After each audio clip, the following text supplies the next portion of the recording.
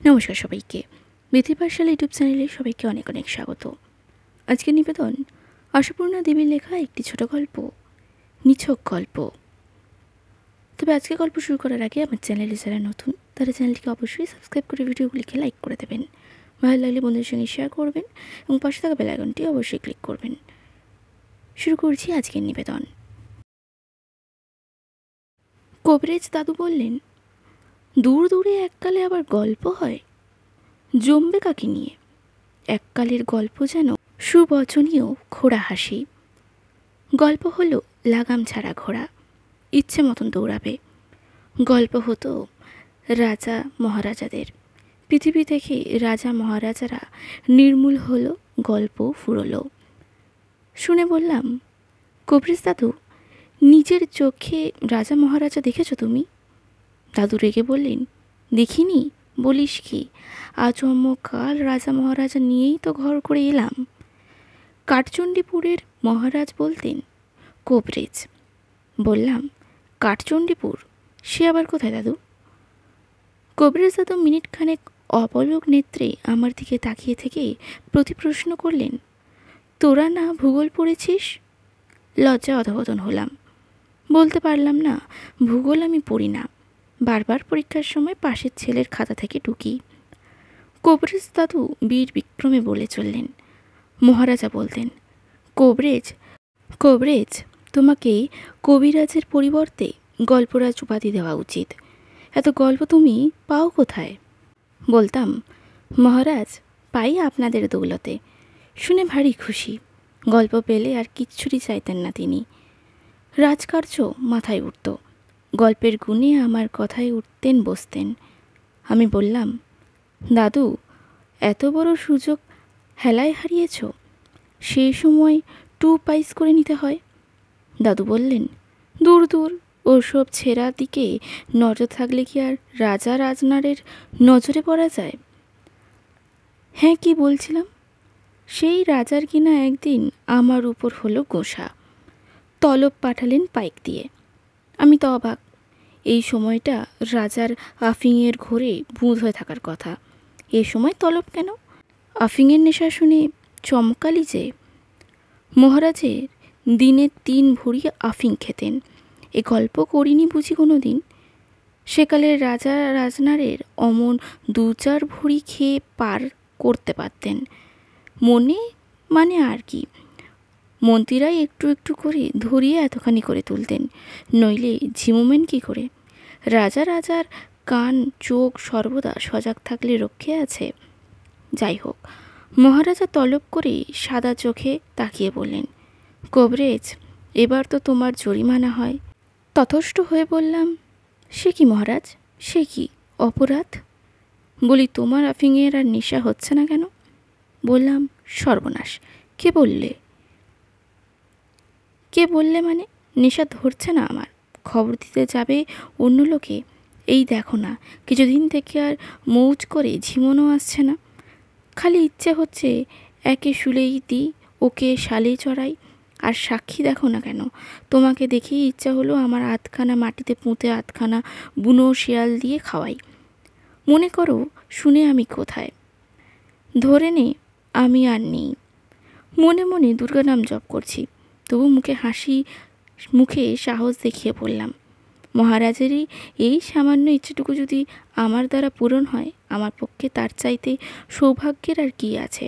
জন্ম জন্ম আমায় বুনো শিয়াল খাক, কিন্তু মহারাজ, একটি দিন সময় দিতে হবে যে। মহারাজ দরাজ গলায় বললেন, বেশ, কিন্তু কেন?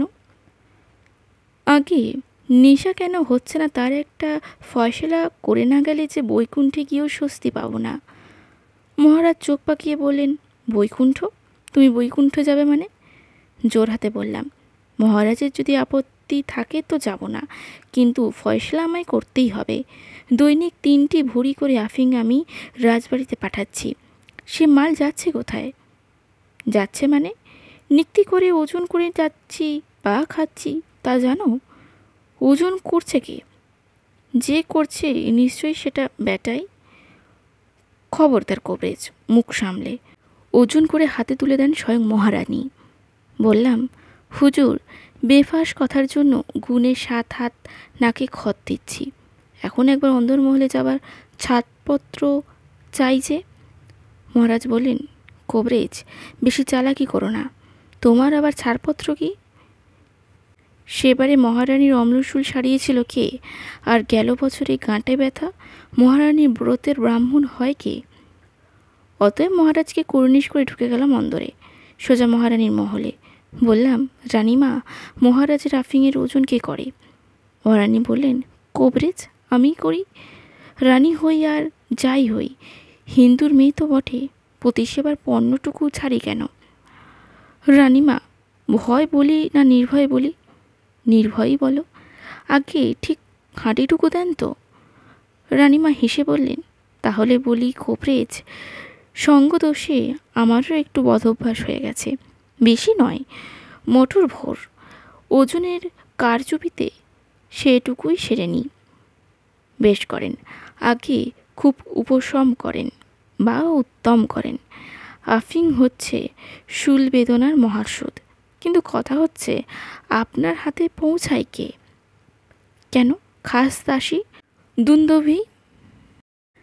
খাসদাসী দুন্দভীর কাছে গিয়ে বললাম, দুন্দভী, সত্যি করে বলো দেখি, মহারাজের বরাদ্দ আফিং থেকে দৈনিক কতটা করে সরাস? দুন্দভী জিভ কেটে বলে, বলেন কি কবরেজ মশাই, কতটা? এ বড়জোর শিখি ভোরটাক। ওইটুকু সরিয়ে ফেলে নিক্তি মেপে সেই ওজনের তামাকটুকু মিশিয়ে রাখি। লজ্জার কথা কি আর বলি, আমার বুড়ো যে আবার মহারাজে দেখা দেখি রাজনেশায় ধরেছে। তার তো হতেই পারো, বাচ্চা যতই হোক রাজবাড়ির ছায়ায় মানুষ, কিন্তু বলি তুমি কার হাত থেকে পাও?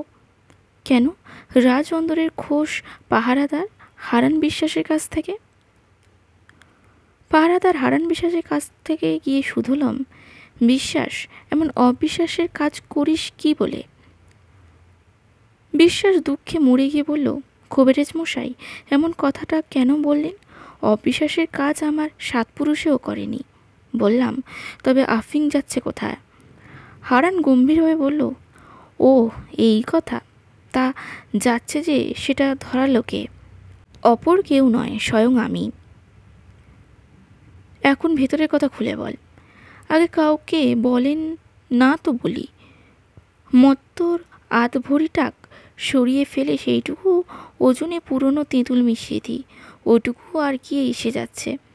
কি এসে যাচ্ছে তার তুমি কি বুঝবে? তোমাকে তো আর মহারাজের মেজাজের ধারে কাছে আসতে হয় না, তুমি তোমার কাছ পর্যন্ত পৌঁছাই গিয়ে। আমার দাওয়াই খান নরহরি করাই। হারান বলল, পাগল হয়েছেন কবিরাজ মশাই, নরহরির সাধ্য কি যে দেউড়ি ডিঙিয়ে এত দূর আসে? কাছরি বাড়ির কানাই সামন্ত নেই? শুনে তো বুঝলি কিনা চটমেটে বললাম সামন্তর কাছে। গিয়ে বললাম, সামন্ত, বৃত্তান্ত কি? সামন্ত হাই তুলে বলল, কিসের বৃত্তান্ত? বৃত্তান্ত হচ্ছে আফিংয়ের। বলি, মহারাজের ঝিমুনি আসে না কেন? আফিং কোথায় যায়? সামন্ত উড়িয়ে দিয়ে বলল, যাবে আবার কোথায়, যেখানে জিনিস ওখানেই থাকে। বললাম, সামন্ত মিছে কথা বলো না, আজ প্রাতকাল থেকে আফিংয়ের গতিবিধির হিসেব রাখছি আমি, অনেকটা অবহিত হয়ে এসেছে, যা বলবে সত্যি বলো। সামন্ত আর একটা হাই তুলে বলল, নেহাতি তাহলে শুনবেন কবরেজ মশাই? শুনবো না মানে? না শুনে ছাড়বো? সামন্ত ইতস্তত করে বলল, কথাটা আর কিছুই নয়, রাজভোগ্য আফিংয়ের কিছুর খদ্দের আছে, ডবল দাম দিয়ে সাদাসাদি করে। যে জিনিস মহারাজের জন্য বরাদ্দ সেই জিনিসই তাদের চাই, তাই আর কি একটু এদিক ওদিক হয়ে যায়। বুঝলাম, কিন্তু ভেজালটা কি চালাচ্ছ? আগে সে কিছুই নয়, সে আর নাই শুনলেন। শুনতে যে আমায় হবেই, মহারাজের কাছে পেশ করতে হবে যে। সামন্ত বলল, আগে তাহলে একটু সবুর করতে হবে, বাড়ি থেকে জেনে এসে বলবো, ওটা ঘরেই এরা ব্যবস্থা করে দেয় কি না। শুনে চমকে গেলাম। বুঝলি, সত্যি বলতে কি, ঘরে ওদের কাছে গিয়ে হানা দিতে কার ইচ্ছে হয় বল? বললাম, এত দূর? আচ্ছা যাক, অনেকটা তো ফয়সলা হয়ে এলো, এমনিতেই দিব্যচক্ষু খুলে যাচ্ছে। এখন বলো তো হে, তোমার কাছারির কাছে আর কার হাত দিয়ে পাঠাও? কেন, দেউড়ি বেতাল পাঠকের নিজে হাতে করে দিয়ে যায়। কাছারি থেকে বেরিয়ে ধরলাম গিয়ে বেতাল পাঠককে। বললাম, বেতাল, লোভে পাপ, পাপে মৃত্যু। লোভের বশে একেবারেই বেতাল হয়ে যাস, মাত্রা জ্ঞান থাকে না। আফিংয়ের রহস্য কি? বেতাল সরল মুখে বোকা বোকা চাউনি হেনে বলল, রহস্যের খবর তো জানি না কবরেজ মশাই, নরহরি এসে আমায় হাতে দেয়, আমি কাছারি বাড়িতে পৌঁছে দিয়ে এসে খালাস। আমার এই আংটির সোনা ছুঁয়ে বল দেখি। পৌঁছে দেওয়ার আগে কিছু করিস না তো? ভেতরে কিছু কারচুপি আছে নাকি? বেতাল মাথা চুলকে বলল, কবরেজ মশাই, ফট করে যখন সোনা ছোঁয়ার কথা বললেন তখন বলি, যা করবার নরহরি করে, আমার সঙ্গে দামের বখরা। বুঝলি কি না? এতক্ষণে শিরায় শিরায় পূর্বপুরুষের রক্ত চিনচিন করে উঠল। বললাম, বটে, আমার পায়ের খড়মের কথা বুঝি ভুলে গেছে সেই ব্যাটা। গেলাম নিচের কোটে, খড়ম খুলে বললাম, নরহরি। নরহরি আমার মেজাজ দেখি থরথর করে বলল, আগে বল বেটা, মহারাজের বরাদ্দ আফিংয়ে কী করিস, কত ভেজাল মেশাস? নরহরি গম্ভীর হয়ে বলল, ঠাকুরমশাই, এই আপনার পইতে ছুঁয়ে দিব্যি গালছি, আফিংয়ে ভেজাল আমি দিই না। হাতের মধ্যে খড়ম নিষ্পিস করছিল। অনেক করে নিজেকে সংবরণ করে বললাম, চালাকি পেয়েছিস, ঘাটি ঘাটি লাভের কারবার চলছে, আর তুই যুধিষ্ঠির সেজে আমার চোখে ধুলো দিবি? নরহরি বলল, বিশ্বাস করেন না করেন, আপনার ইচ্ছা, তবে আফিংয়ে ভেজাল আমি দিই না। আমার তখন প্রভুভাব, চোখ রাঙিয়ে বললাম, বটে, তবে নেশা কেন হয় না? নরহরি উদাসভাবে বলল, আগে নেশা হবে কোত্থেকে? জিনিসটা যে আসলে আফিংই নয়। দেখো নরহরি, আবল তাবল বকবি না, যা বলবি স্পষ্ট বল। ও বলল, আগে অভয় যখন দিচ্ছেন স্পষ্টই বলি, আফিং জিনিসটা দুর্লভ, বাজারে ছাড়লে পড়তা হয় না। মহারাজ কত কি ভালো মন্দ খান, ও আপনার আফিংটুকু খেলেন আর না খেলেন, তবু আমার 2 পয়সা ঘরে আসে। রাগ করতেও ভুলে গেলাম, হতাশ হয়ে বললাম, তবে রাজবাড়িতে যাব কি? আগে দোষের কিছু নয়, জিওলের আটা জানেন তো, সেই জিওলের আটা আর মগরি বেমালু মিশিয়ে চালান দিয়ে দিই, দেখবেন জিনিসটা ধরে কার সাধ্য। মাথা চুলকে ছিঁড়ে বললাম, উফ, কি আর করব, চল বেটা, সব কটাকে ধরে চালান দিকে, একধার থেকে শুলে চড়বি চল। মহারানী বাদে নরহরি থেকে দুদম্বি পর্যন্ত সবাইকে ধরে নিয়ে মহারাজের সামনে হাজির করলাম। বললাম, এই শুনুন মহারাজ, এই বার্তা। আফিংয়ে কেন মৌজ হয় না তার ফ্যাসলা হচ্ছে। আগাগোড়া সমস্ত ঘটনা শুনে বুঝলি কি না, বিশ্বাস করবি কি না জানি নে, মহারাজা একেবারে আহ্লাদে আটখানা হয়ে উঠলেন। বটে, আমার রাজ্যের চুনোপুটি পর্যন্ত এত কিছু বুদ্ধি, একধার থেকে সকলের বেতন বৃদ্ধি হোক, আর নরহরিকে মানপত্র প্রদান করা হোক। শুনে আমি তো বুঝতেই পারছিস একেবারে নেই। কাতর কণ্ঠে শুনলাম, শুধলম, মহারাজ, এমন দুর্বিপাকের কারণ কি? হতভাগা নরহরি মানপত্র পাবে কেন আইনে? মহারাজা চোখ পাকিয়ে বললেন, আবিষ্কারের পুরস্কার নেই, গুণের কদর নেই।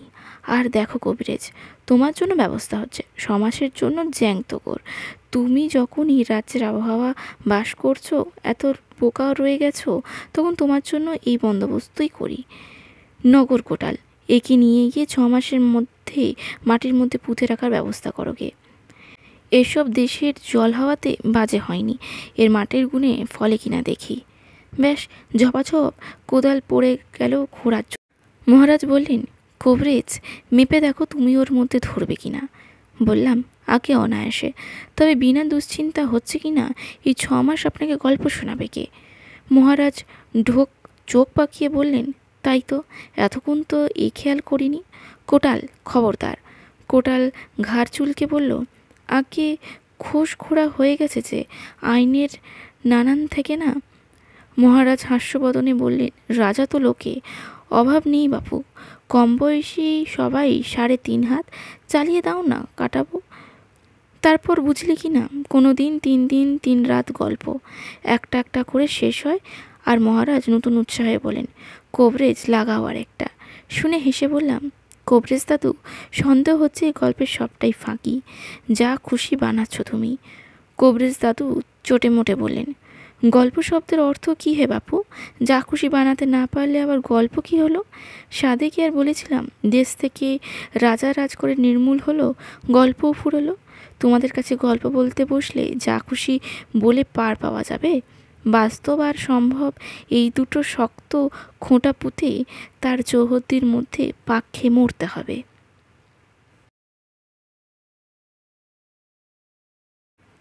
আজকে গল্পটি কেমন লাগলো কমেন্টে অবশ্যই জানাবেন। ভালো লাগলে লাইক করবেন, বন্ধুদের সঙ্গে শেয়ার করবেন এবং পাশে থাকা বেল আইকনটি অবশ্যই ক্লিক করবেন। নমস্কার।